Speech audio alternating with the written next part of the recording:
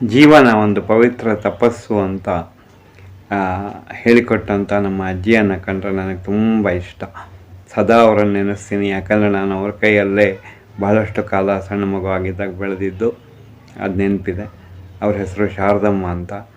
ಅವರು ಒಂದು ಸರಿ ನಮ್ಮ ಎನ್ ಆರ್ ಪುರದ ಮನೆಗೆ ಬಂದಿದ್ದರು. ಆವಾಗ ಮಕ್ಕಳೆಲ್ಲ ಓದ್ಕೊಳ್ತಿದ್ರು, ನಾನು ಟ್ಯೂಷನ್ ಮಾಡ್ತಿದ್ದಾಗ.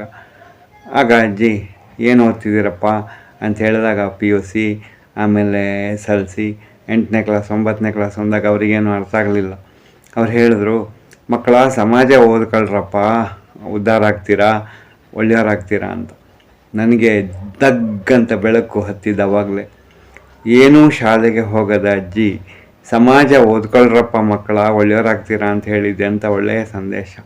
ಯಾವುದೇ ಪಠ್ಯಪುಸ್ತಕಗಳನ್ನು ಓದೋಕ್ಕಿಂತ ಸಮಾಜದ ಜನರನ್ನು ಓದಿಕೊಂಡು ಬಿಟ್ಟರೆ ನೀವು ಒಳ್ಳೆಯ ನಾಗರಿಕರಾಗ್ಬೋದು ಅಂತ ಅದರಲ್ಲಿ ಸಂದೇಶ ಇತ್ತು. ಯಾವತ್ತೂ ನೆನೆಸ್ತೀನಿ ಆ ಮಾತನ್ನು. ತುಂಬ ಚೆನ್ನಾಗಿದೆ ಅಲ್ವಾ? ನಮಸ್ತೆ.